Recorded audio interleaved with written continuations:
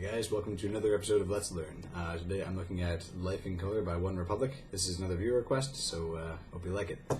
Alright, so pull up your YouTube video or recording, whatever you got. And from the beginning, let's see. Turn it up for you.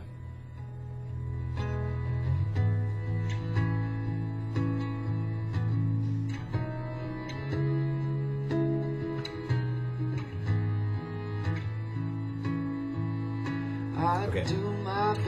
So here's what I'm listening for right off the bat. Number one thing, as always, is listening to the roots. And then the other thing is I'm listening to what kind of interval he's maintaining throughout the song. So, like, if I scroll back, it's an accordion. Alright, so like, for example, right off the bat there, the first two main notes I hear are, well, okay, an E. That's your root. And then I also hear, okay, I also hear first fret on the G string. So that's actually, that's a major 10th, right? So like if you think about your E major scale, 1, 2, 3, 4, 5, 6, 7, 7, 8, 9, 10. So I've gone past the octave there at 8, and then gone 9, 10, right? So just thinking about that, it kind of indicates that the first chord is actually just an E major chord. Because if I listen to the next root,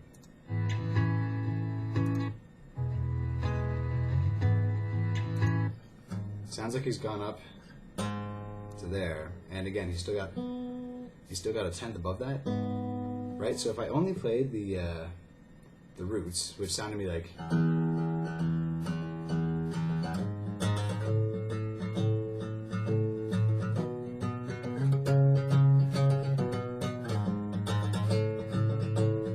played a 10th above that, it'd be like,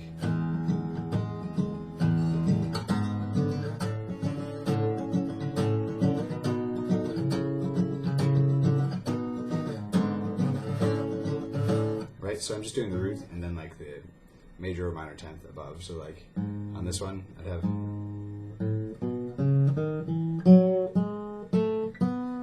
right? That's actually not a scale, that's a mode. But if you haven't done theory before, don't even worry about that means. Just know that it's like a minor 10th. So your fingers are on the same fret, but one is on the E string and one is on the G string. But I mean, if you're going to do that, you might as well just do the full bar chord. So like, if you don't know your bar chords, this is a great song to practice because you're going to have just normal E major, and use these fingers, not your index finger, because you're going to need that for barring, right? So if you've done E, then you go up here, right? This part is just like an E minor, and then you're using your index finger as a bar on the 4th fret. You can even double it up with your middle finger if you want to press down a little harder if you're struggling. I don't do that personally, I don't like it, but you can if you need to. And then your next chord is just a major bar chord. Again, this part, so that part, just like an E major shape, like that, but now we're up with a bar on 5th. And then major on 7, minor on 9, and then major 7, minor on 4, major on 5, right? So that whole thing, slowly, would be E major, minor on 4, major on 5, major on 7, minor on 9, major on 7, minor on 4, major on 5. And that is your whole song. Now, because the user that requested this actually sent me a video of the One Republic acoustic version, I can actually see what he's doing, and that's not what he's doing. That's what I would do, because I think that makes the most sense and that's easiest. But I know a lot of you guys, you want me to stay true to how the band's doing it, whatever. Again, I don't think it's necessarily always the best option, but I'm going to explain how he's doing it, okay? So, later in the song, well, right there, actually.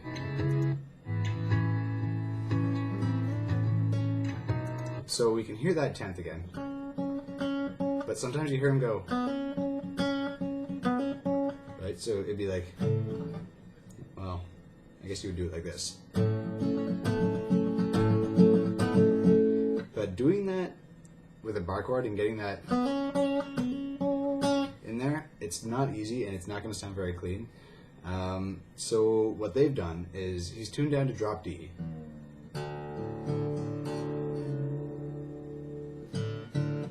And what that means for you is that your top 3 strings here, to do your chords, all you have to do is press them all on the same fret now, right? So that's why, you know, when people are starting to play guitar, they always do that and then play like, because it's absurdly easy. But anyway, how that fits in the context of this is if you have that, or in this case, if you have that sort of power chord, right, where you have the root, the perfect fifth above, and then the octave, it's always going to sound good. And then if you add that 10th in there, in the case like that, what he's doing is that 10th, again, that I mentioned before, in the E major scale. Whoops. Now this is weird in drop D.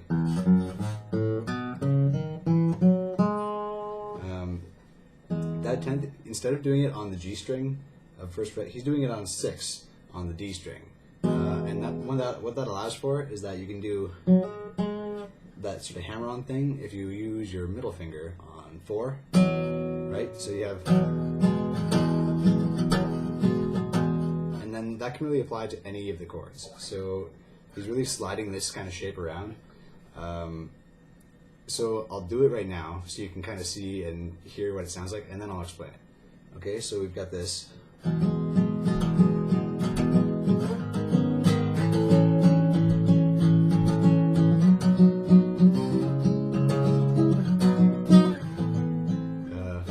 There it is.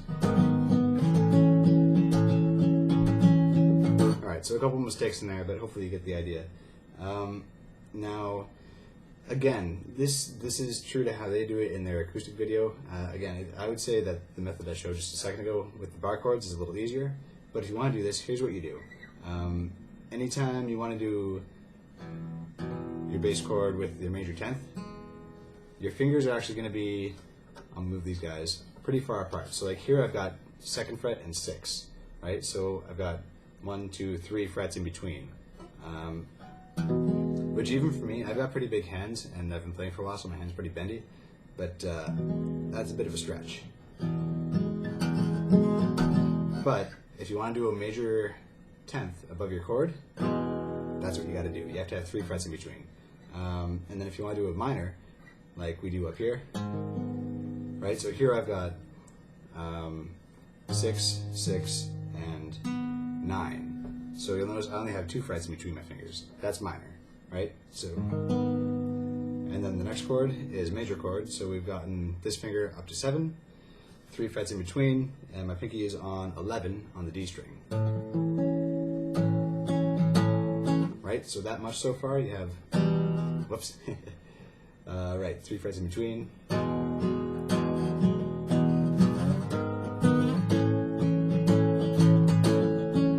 Again, that's another of those spots where you could use your ring finger right here, and you could put that on the D string on 9th fret, because then you can take your pinky off and go, right, and that sounds pretty cool, and that's what he's doing in the video.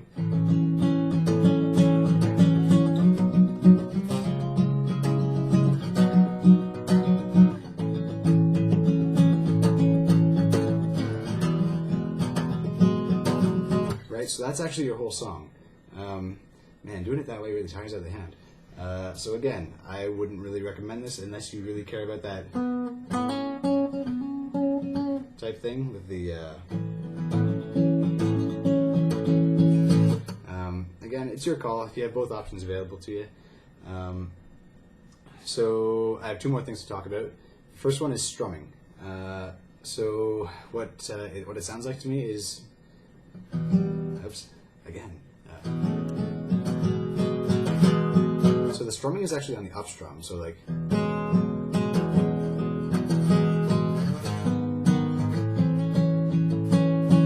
See what I'm doing? So down, up, up, up, down, up, down, up,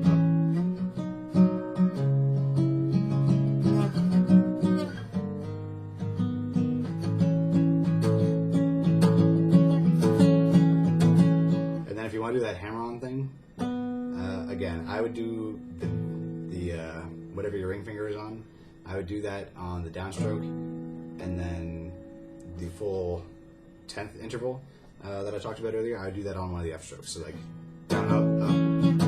See what I mean?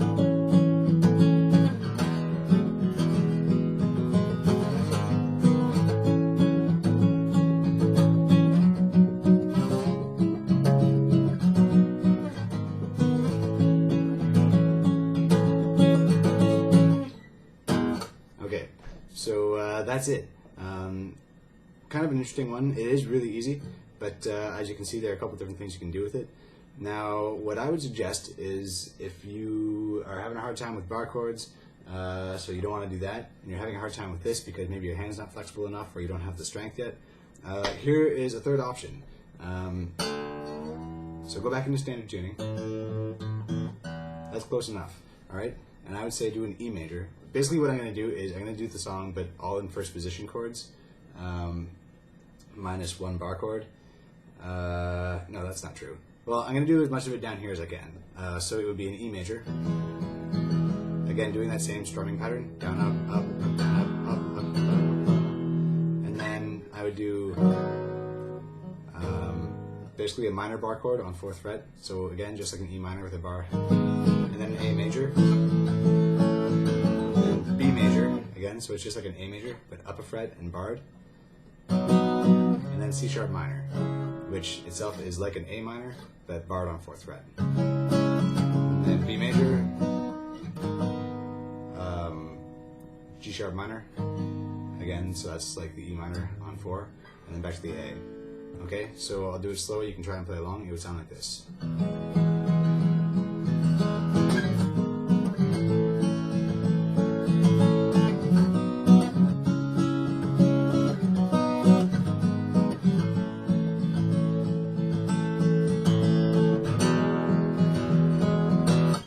And that's pretty much it.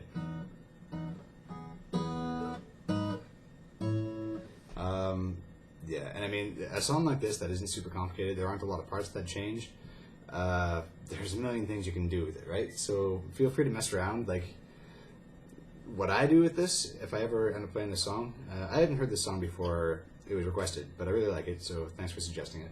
What I might do is, I might do some harmony on the high E string, like...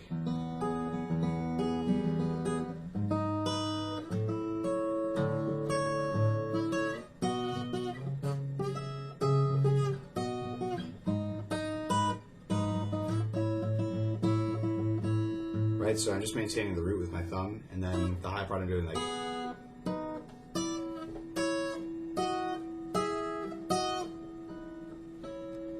Anyway, don't worry about that part too much. I'm just sort of talking about how I like to mess around with these things. Anyway, the point is, there's a lot you can do, but here are the chords: E major, G sharp minor, A major, B major, C sharp minor, B major, G sharp minor, A major, and that's your whole song. So, you know, towards the end, build it up, rock out with it a little more maybe. Again, really cool song, so thanks for suggesting it. And always, you know, helps me out if you liked the video. If this video helped you anyway, it would help me out if you did that. Otherwise, make sure you subscribe so that in the future you can get more of these.